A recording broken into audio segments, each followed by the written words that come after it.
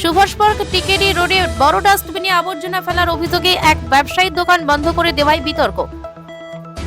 অনন্যা ফ্লাওয়ার্সের মালিক প্রসেনজিৎ ঘোষের দাবি, সরকারি ডাস্টবিনেই তিনি আবর্জনা ফেলতেন এবং পৌরসভার কর্মীরা তা নিয়মিত সংগ্রহ করত।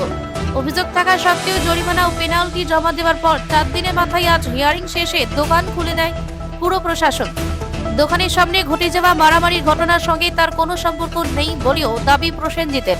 প্রশ্ন উঠছে, দোকানের সামনে ডাস্টবিন থাকলে কি এককভাবে দায়ী ব্যবসায়ী? ব্যুরো রিপোর্ট, হামক্রাই টিভি। থেকে খুলে দিলে কি ব্যাপার কি হইতো? অ্যাকচুয়ালি আজকের থেকে প্রায় এক সপ্তাহ আগে আমার নামে একটা নোটিশ আসলো কি ওই ডাস্টবিন আমরা দেওয়া হয়েছিল, ডাস্টবিনের ভিতরে তো ময়লা জমায়। তারপরে আমার দোকান অপোজিট সাইডে একটা ডাস্টবিন আছে, সরকারি ডাস্টবিন আসতো যেটা, ওই ডাস্টবিনে এখানে তো এটা সবাই ডাস্টবিন সবাই ফেলাইতো। আর এখানে এখানে ফুলের দোকান আছে আর 4-5টা। এখানে অপোজিট সাইডে আমার দোকান থেকে মানে এখানে মনে করছে আমি নাকি এখানে ফেলাই, কিন্তু সরকারি ডাস্টবিনে আমি সবসময় ময়লাটি ফেলাই। তারপরে পূর্বপুরুষ দিদিরা এরা নিজে লইয়া জায়গা, কিন্তু তারপরে দেখছে পরে কিছুদিন পরে ওই একটা ফাইন যায়, ফাইনটা টাইম অনুযায়ী আমি ফাইনটা দিতে পারছি না, বিভিন্ন কারণ সম্মতভাবে আমি এটা দিতে পারছি না।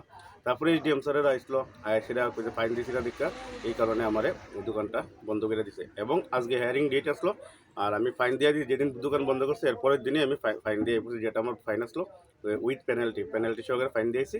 এবং আজকে এই DM sir, deputy CEO sir মিল্লা সেরা আমার দোকানটা আজকে ওপেন করে দিছে।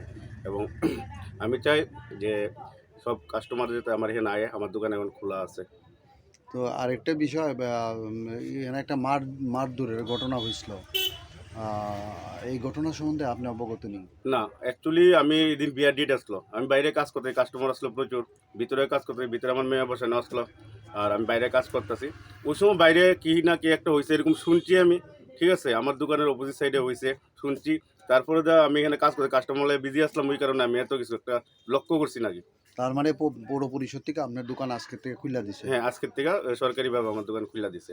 তো আপনি আপনার যে গ্রাহকরা আছে, গ্রাহকরার উদ্দেশ্যে কি করবেন? গ্রাহকরার উদ্দেশ্যে এটাই যে মানে দোকানে আইতো তারা সবসময় যেরকম আমার তো পরিষেবা পাইছে এখনো পাইব, সব কিছু অ্যাভেলেবেল আছে, এখন সেই পরিষেবা পাইব। আপনার দোকানের নাম?